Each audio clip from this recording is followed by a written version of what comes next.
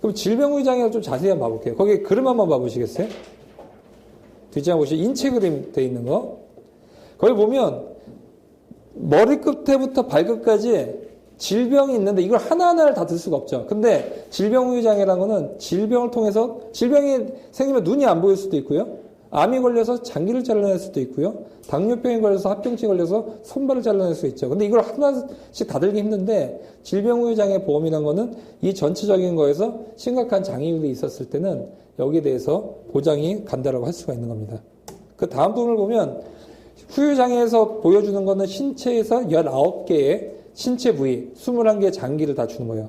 시력이 안 좋아지면 눈에 대해서 장애율이 생길 수가 있고요. 청력이 안 좋아질 수도 있고요. 코가 손상이 될 수도 있고, 예를 들어서 외모, 요즘 예를 들어서 화상 입는다든지 여러 가지로 외모가 굉장히 중요해졌죠. 여기에 대해서 성형적인 부분, 진단금이 나올 수도 있고요.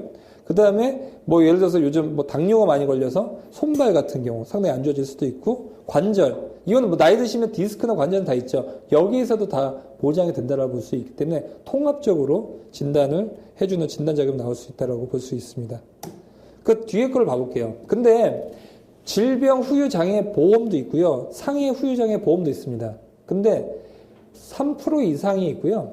50% 이상이 있고 80% 이상이 있습니다. 그럼 뭐가 제일 좋은 보험일까요? 80% 이상? 80% 이상이라는 뜻은 장애율. 경미한 거는 장애율이 낮은 거고요. 80%면 거의 사망이에요. 근데 탈 가능성이 있겠습니까? 적겠죠. 그러니까 뭘 봐야겠죠? 3% 이상이라고 우리 집의 증권 중에서 3% 이상이라고 써져 있는 게 있고 여기 밑에 보면 보장사항이라고 보이시죠? 다 따라오셨나요? 거기 보면 빨간색 박스에 질병 후유장애 80% 미만이라고 써져 있죠. 이게 3% 이상 80% 미만이라는 뜻입니다. 그러니까 어떤 거는 80% 미만 써져 있는 것도 같은 의미고요. 어떤 거는 좀 자세하게 써져 있는 거는 3% 이상 80% 미만이라고 써져 있습니다. 장애율이 3% 이상이면 경미한 것들까지 보장이 어느 정도 된다고 볼 수가 있어요. 근데 옆에 보면 납입 / 보험기간 써져 있는 게 20년 납 80세 만기죠. 보험을 20년 내갖고 만기를 80세까지 갖고 간다고 볼 수가 있어요. 그럼 옆에 보면 가입 금액이 얼마나 써져 있죠? 5천만 원이죠.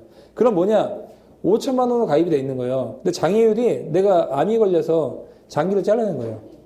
장애율이 50%가 나왔어요. 그러면 지급이 얼마 될까요?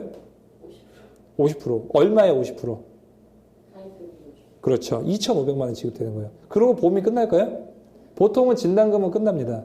이거 같은 경우는 80세까지 해당이 될 때마다 다 지급되기 때문에 가정에서 질병에 대해서 들려면 이거 한 가지 있으면 됐다. 그럼 이게 보험이 비쌀까요?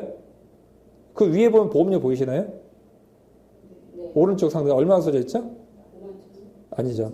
14,000원. 14,000원. 여기에서 14,000원 써져 있지 않습니까? 그렇죠.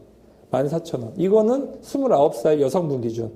30대는 한 2만 원. 40대는 23,000원 정도라고 볼 수가 있습니다. 그러니까 이런 손해보험 상품은 가격이 싼데도 질병을 통합적으로 보장을 해주기 때문에 이런 것들이 상당히 경제적이라고 할 수가 있고, 며칠 전에 그 만물상이라는 케이블 TV에서 이게 방송이 됐었어요. 그래갖고 여기에 대한 문의 전화가 역시나 케이블 TV가 뛰어나더라고요. 여기서 했었었는데 곧 없어질 보험이다라고 해서 나왔는데 그때 엄청나게 문의가 있었습니다. 이거에 대해서는 홈쇼핑에서 났었고요. 근데 밑에 보시다시피 흥국, 하나, 농협, 롯데가 있는데 이 네 군데 빼고는 다 없어졌어요.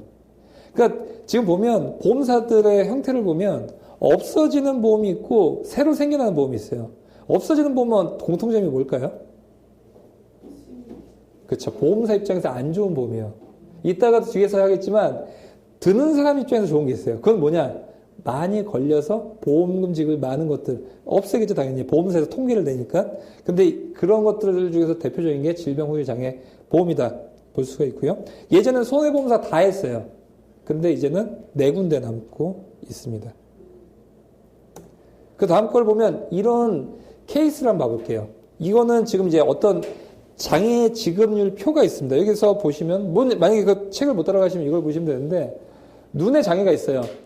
그 한쪽 눈꺼풀에 뚜렷한 운동장애가 남겼을 때 이때는 장애율이 5%예요. 그럼 아까도 얘기했다시피 질병우려장애에서 50% 이상일 때 보장이 되는 건 보험을 들었을 때는 여기에 해당되면 지급이 될까요?